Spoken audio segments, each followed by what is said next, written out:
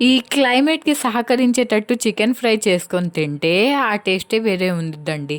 ముందైతే చికెన్ అయితే తీసేసుకున్నా. నేనైతే 2 జాయింట్స్, వింగ్స్ అన్నీ మిక్స్ చేసేసి తీసేసుకున్నా. దాంట్లో 2 స్పూన్స్ ఏమో ఆ జింజర్ గార్లిక్ పేస్ట్ యాడ్ చేసుకొని, ఒక హాఫ్ స్పూన్ గరం మసాలా, టేస్ట్‌కి సరిపోయేంత సాల్ట్, కారం యాడ్ చేసుకున్నా. యాడ్ చేసేసుకున్న తర్వాత మిక్స్ చేసేసి ఒక 10 మినిట్స్ సైడ్‌లో పెట్టేయండి. పెట్టేసిన తర్వాత దాని తర్వాత కర్రీ లీవ్స్ ఇంకా కాజుని తీసుకొని మీకు ఎంత కావాలంటే అది తీసేసి అది కూడా మిక్స్ చేసేసి ఒక హాఫ్ అన్ అవర్ సైడ్లో పెట్టిన తర్వాత 2 స్పూన్స్ ఏమో కార్న్‌ఫ్లోర్ తీసేసుకోండి. కార్న్‌ఫ్లోర్ తీసేసుకొని అప్పటికప్పుడు మిక్స్ చేసేసి అది ఆయిల్ హీట్ అయిన తర్వాత కడాయిలో ఆ జాయింట్స్‌ని అది చికెన్‌ని యాడ్ చేసేసుకోండి.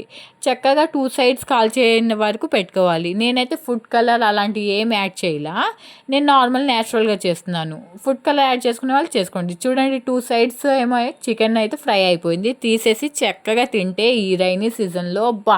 ఆ టేస్టే